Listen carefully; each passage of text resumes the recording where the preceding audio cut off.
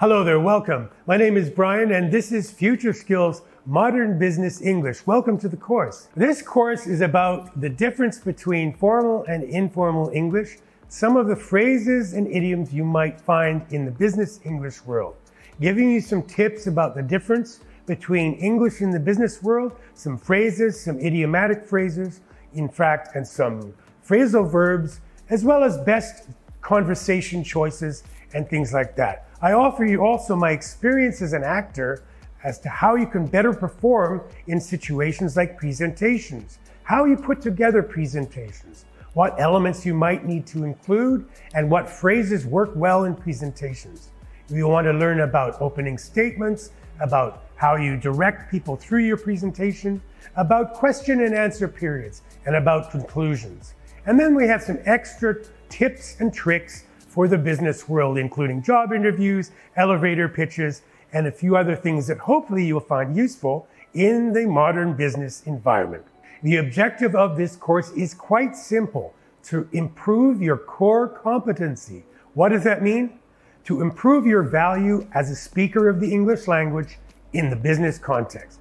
So that means you can work in the business world in whatever role it is, and you can speak more fluently and with more confidence. The content that is covered in this course in 8 modules is an exploration of what is business English, who you are and what your role is, and then some additional phrases and terms that might be useful. I'm going to explore in module 3 about how you put together a presentation and what phrases are best used for presentations, what words and what arrangements.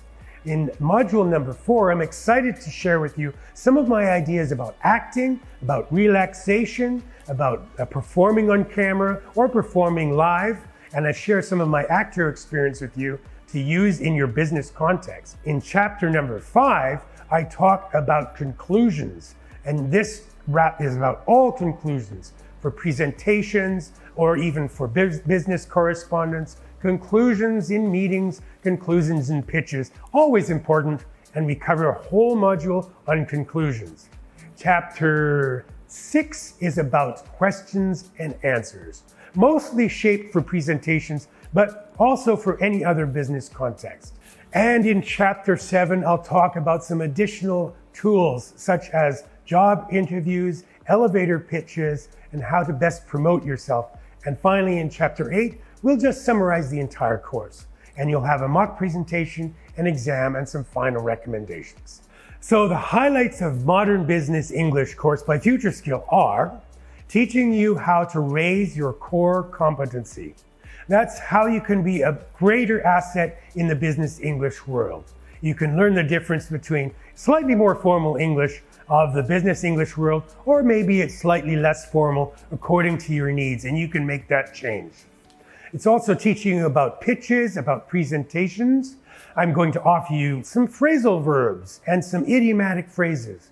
I'd like to teach you how to build a presentation. It could be a pitch, a video, or it could be a presentation for work. It could even be a job interview, how to sell yourself in a job interview.